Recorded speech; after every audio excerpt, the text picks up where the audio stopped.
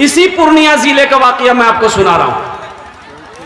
कौन सी बस्ती है, कौन सा गांव है, नाम नहीं लेंगे, नाम नहीं लेंगे। 1000 बीघा जमीन का मालिक था, 1000 बीघा जमीन का मालिक था, लेकिन एक नंबर का कंजूस। कोई भी मदरसा वाला चंदा मांगने आता, किसी को चंदा ना देता, धक्के मार कर निकाल देता। मस्जिद वाला चंदा मांगने आता, चंदा ना देता, धक्के मार के निकाल देता। कोई फकीर मांगने आता, अल्लाह अकबर कबीरा, भीख ना मिलती, धक्के मार के निकाल देता। इतना बड़ा बखील था, कुर्बान जाओ, कि जब कोई मांगने वाला आता था ना, तो दरवाजे में पहले ही झांक के देखता था कि बुढ़वा बैठा हुआ है कि नहीं है। देखता था बुढ़वा बैठा हुआ है, 80 की स्पीड से भागता था। अब देखता था बुढ़वा नहीं है, उसका बेटा है, जाके दरवाजे में सवाल करता था। और कुर्बान जाओ, उसके बेटे लोग सखी थे, बेटे लोग सखी थे बेचारे। अल्हम्दुलिल्लाह सुम्मा अल्हम्दुलिल्लाह, 3 बेटा, तीनों बेटा सखी बना। और कुर्बान जाओ, वो तीनों बेटे अल्लाह के रास्ते में वक्त लगाया और अल्लाह ही के रास्ते में बहुत वक्त में, कम उम्र में अल्लाह को प्यारा हो गया। कुर्बान जाओ, आज उनका पोता सब है, 1000 बीघा जमीन का मालिक। नाखून काट रहा था, बैठ के नाखून काट रहा था। अब वो हल्का सा नाखून कट गया। अब भाई नाखून काटते हैं कभी हम लोग, तो कभी कभी मिस हो जाता है, वो उंगली थोड़ी सी कट जाती है, खून निकल जाता है। तो बोला कि ठीक है, ठीक हो जाएगा। लेकिन दर्द शुरू हो गया, उंगली में दर्द शुरू हो गया, ज्यादा हो गया, टिश टिश टिश टिश टिश। तो 4-5 बजा शाम, तो सोचा कि नहीं, दर्द बहुत हो रहा हमको। तो मेडिकल गया, मेडिकल से दवाई लिया कि मेरी उंगली थोड़ी सी कट गई है, कोई ऐसी दवाई दे दो जो दर्द में आराम मिल जाए। तो मेडिकल वाले ने दवाई दे दी। ये नौजवान ये किस्सा नहीं सुना रहे मेरे बच्चों, ये किस्सा नहीं सुना रहे, ये हकीकत है। 35 से 40 साल पहले का वाकया, हकीकत में सुना रहा। हम लोग छोटे थे उस 35 से 40 साल पहले का वाकया, जिला पूर्णिया ही है। मेडिकल गया, मेडिकल वाले को बोला कि भाई ये उंगली मेरी थोड़ी सी कट गई, एकदम थोड़ी सी, बाल के बराबर कटा है, दर्द बहुत है, कोई टेबलेट दो। तो मेडिकल वाले ने टेबलेट दे दिए, इसके लिए टेबलेट खाइएगा, अच्छा ले जाइए। आराम नहीं हुआ। एक रात गुजरा, देखते रात में उंगली फूल गई, यूं फूल गई। सुबह हुआ, पूर्णिया गया, तो डॉक्टरों ने चेक किया, तो डॉक्टर बोला कि ये उंगली आपका सर रहा है, इसको काटना होगा, यहाँ तक काटना होगा। बोला काटो, यहाँ से उंगली काटा, पट्टी उट्टी कर दिया, दवाई दे दिया, बोला जाइए ठीक हो जाइए। घर आया, आराम नहीं मिल रहा है, चैन नहीं मिल रहा है, रातों को सो रहा है, नींद आंखों से गायब है, ना खाने चैन है, ना बैठने चैन है, ना सोने चैन है। कुर्बान जाओ, बड़ा बेचैन हो गया। फिर 1 हफ्ते के बाद पूर्णिया गया, पट्टी खोला, देखता क्या है कि घाव सूखने की बजाय सड़ रहा, गल रहा। डॉक्टर बोला कि इन्फेक्शन बहुत ज्यादा फैल गया, यहाँ से हाथ काटना होगा, नहीं तो कैंसर हो जाएगा। बोला जल्दी काटो, यहां से हाथ काट दिया, पट्टी उट्टी बांधा और घर आया। और कुर्बान जाओ, आराम नहीं। डॉक्टरों ने मशवरा दिया, लोगों ने मशवरा दिया, पटना भागो। पटना गया, पटना में जाके वहां जब चेकअप कराया तो डॉक्टर ये बोला कि ये इन्फेक्शन बहुत ज्यादा फैल गया है, यहां से हाथ काटना होगा। बोला जल्दी काटो, यहां से हाथ काट दिया। वहां से पट्टी उट्टी करके दवाई ववाई लेकर के हफ्ता दिन 10 दिन रह करके घर आया। कुर्बान जाओ, आराम नहीं मिल रहा है, चैन नहीं है, सुकून नहीं है। ऐसा लग रहा है कि बदन के अंदर में कोई कैंची चला रहा है, ऐसा लग रहा है कि बदन के अंदर में कोई सुई चुभ रहा है। आंखों की नींद खत्म हो गई है, ना खा पा रहा है, दिन ब दिन सेहत गिरती चली जा रही है। लोगों ने मशवरा दिया कि बंबई भागो, अरे बड़ी बीमारी है, बड़ा डॉक्टर के पास जाओ, बंबई जाओ। बंबई भागा, फ्लाइट की टिकट बनाया, बंबई भागा। डॉक्टरों ने बंबई में चेक किया तो पता ये चला ये इन्फेक्शन बहुत फैल गया है, यहां से हाथ काटना होगा, नहीं तो पूरे जिस्म में ये इसका जरासीम फैलेगा। बोला जल्दी काटो, यहां से हाथ काट दो। वहां से इलाज करके घर आया। जानते हैं, कुछ दिन तक बिस्तर पे तड़पता रहा, आराम नहीं था, आराम नहीं मिला। मौत आई, मर गया। लोग कब्र बनाने लग गए। तो होता यह था कि कब्र बनती थी, कब्र बनाने वाले कब्र पूरी तैयार कर लेते थे, अब फिर मिट्टी बराबर हो जाती थी। या अल्लाह, ये क्या हो रहा?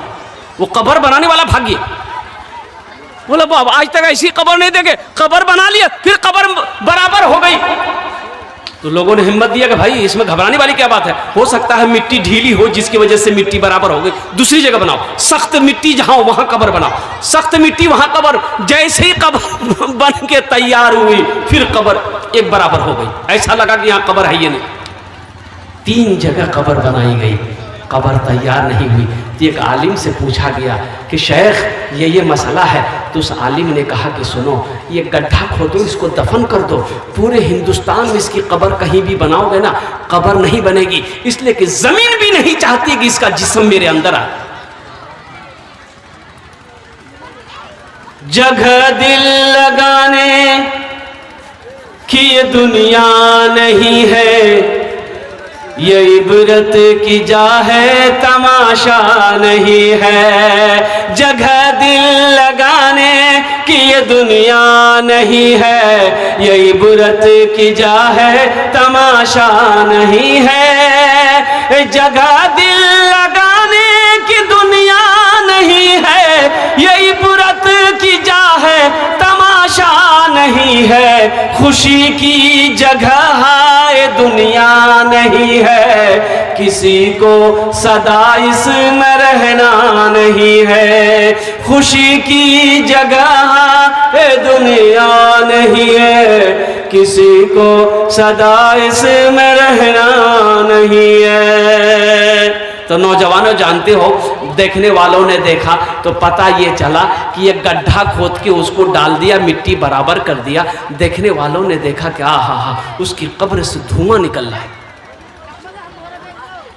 इसलिए मेरे भाइयों, जिसकी ज़िंदगी अच्छी होगी उसकी मौत अच्छी होगी, जिसकी ज़िंदगी बुरी होगी उसकी मौत बुरी होगी। और ज़िंदगी अच्छी गुजारने के लिए अच्छे अमल चाहिए, अच्छी ज़िंदगी गुजारने के लिए अच्छा अमल चाहिए। और तमाम अमलों में सबसे बेहतर अमल जो है वो अमल है नमाज। तो इंशाअल्लाह नमाज की तैयारी करेंगे मेरे भाई। भाई कितने लोग तैयार हैं नमाज इंशाअल्लाह नमाज की तैयारी करने के लिए? अल्हम्दुलिल्लाह, वाह भाई वाह। ये देखिए, या अल्लाह मेरे सब भाइयों ने हाथों को उठाया है। या अल्लाह, या अल्लाह, या अल्लाह तू रहीम है, रहम फरमा, तू करीम है, करम फरमा। या अल्लाह हाथों को उठवाना मेरा काम था, या अल्लाह इनकी ज़िंदगी को बदलना तेरा काम है। या अल्लाह इन नौजवानों को, इन बच्चों के, इन बुजुर्गों के, हमारी माँ बहनों को या अल्लाह पक्का सच्चा नमाजी बना दे। आमीन बोले तो। कौन नमाजी बना दे? अरे बोले भाई कौन नमाजी? पक्का सच्चा। कौन नमाजी? ऐसा वैसा नमाजी नहीं। एक आदमी दिल्ली से आ रहा था, सीमांचल पकड़ना था कटिहार के लिए, टिकट नहीं था। सोचा कि ट्रेन स्टेशन में जाएंगे, टिकट लेंगे, ट्रेन में चढ़ जाएंगे। जब दिल्ली रेलवे स्टेशन पहुंचा, देखा कि लाइन बहुत लगी है टिकट का। तो सोचा कि अगर टिकट के चक्कर में रहेंगे तो ट्रेन नहीं छूट जाएगी। टिकट नहीं बनाया, बोला कि टीटी आएगा समझ लेंगे। बगैर टिकट का ट्रेन में चढ़ गया। भाई टिकट लिया? अरे बोलिए टिकट लिया? बगैर टिकट का ट्रेन में चढ़ गया, ट्रेन खुल गई। थोड़ी देर के बाद देखा टीटी आ रहा, बोला अच्छा आओ। बैग खोला, चादर निकाला, ट्रेन में बिछाया, नियत कर लिया, अल्लाहु अकबर। टीटी आके बगल में खड़ा हो गया कि जैसे सलाम फेरेगा टिकट ले। आई कनखी से देख लिया टीटी खड़ा है, बस सलाम फेरा, फिर नियत बांध लिया, अल्लाहु अकबर। टीटी को ये मौका नहीं देता था बोलने का। टीटी भी बड़ा जिद्दी था, पलथी मार के बैठ गया। बोला हमको पता चल गया तुम्हारे पास टिकट नहीं है, इसलिए तुम लंबी नमाज किए हो। हम जब तक टिकट लेंगे नहीं यहाँ से हिलेंगे नहीं। तो ये भी बिहार का था, दिले दिल सोचा कि तुम कैसे भागोगे, हमको पता ना है। भाई ये सलाम फेरा, नौजवान खड़ा हुआ, जोर से बोला नियत करता हूं मैं 200 रकात नमाज की, दिल्ली से लेकर पटना तक। अल्लाह अकबर। टीटी भाग गया। बोला तुम नमाज पढ़ते रहो, टिकट नहीं लेंगे। अल्लाह हमारे बच्चों को पक्का सच्चा नमाजी बना दे। तो मेरे भाई आखिरत की तैयारियों में से एक तैयारी भी है, जन्नत में महल कौन कौन बनाओगे? जरा हाथों को उठाओ, मैं दुआ कर दूंगा इंशाल्लाह। जन्नत में महल कौन कौन बनाएंगे? माशाअल्लाह। ये देखिए मेरे सारे भाई तैयार हैं अल्हम्दुलिल्लाह। हज़रत उस्मान गनी रदी अल्लाह ताला अन्हु रावी है। हज़रत उस्मान गनी रिवायत फरमाते हैं कि अल्लाह के रसूल सल्लल्लाहु अलैहि वसल्लम इरशाद फरमाते हैं, मम बना लिल्लाहि मस्जिदन बनल्लाहु लहू बैतन फिल जन्ना, जिसने दुनिया में अल्लाह का घर बनाया, अल्लाह उसके लिए जन्नत में आलीशान महल बनाया। ये डॉक्टर असद इमाम पूर्णिया के, डॉक्टर असद इमाम को सब जानते होंगे, है ना? ए माशाअल्लाह, कुर्बान जाओ। ओह, वो यूं कह लीजिए अरबपति आदमी है, पूरे रामबाग में उसी की संपत्ति है। डेंटल कॉलेज है, मिलिया कॉलेज है, अल्हम्दुलिल्लाह पूरे हिंदुस्तान में ना जाने कितने कॉलेज उनके हैं। उनकी एक बेटी थी डॉक्टर सनोवर तस्नीम, बहुत बड़ी डॉक्टर थी। लाइन बाजार में उसका नर्सिंग होम था, उसका चैम्बर था, और उसका दामाद वो भी डॉक्टर। लेकिन जानते वो बच्ची इस दुनिया से चली गई, डॉक्टर सनोवर तस्नीम। वही कोरोना जो आया था, मात्र 24 साल की उम्र उस बच्ची की, सिर्फ 24 साल की। कई करोड़ का हॉस्पिटल बनाने का लाइन बाजार में प्रोजेक्ट पास हो गया था कि हॉस्पिटल बनाना है, नर्सिंग होम बनाना है, सपना धरा का धरा रह गया। ये दुनिया छोड़कर चली, जिंदगी का कोई भरोसा नहीं मेरे भाई। ये मौत कब आ जाए कहना मुश्किल है, इसलिए तैयारी करो मेरे भाई। अल्लाह ने तैयारी के लिए दुनिया में पैदा किया है, सिर्फ खाने के लिए, ऐशो इशरत की जिंदगी गुजारने के लिए अल्लाह ने दुनिया में पैदा नहीं किया है। अल्लाह दुनिया में पैदा किया है आखिरत की तैयारी के लिए, हशर के मैदान की तैयारी के लिए, जन्नत में जाने के लिए तैयारी के लिए अल्लाह ने दुनिया के अंदर में पैदा किया है। वमा खलक़तुल जिन्ना वल इंसा इल्ला लियअबुदून, मेरा अल्लाह कहता है कि मैंने जिन्नात और इंसान को सिर्फ अपनी इबादत के लिए पैदा किया। हम कहाँ इबादत कर रहे हैं? तो मेरे भाइयों, जन्नत में महल बनाना है, कम अज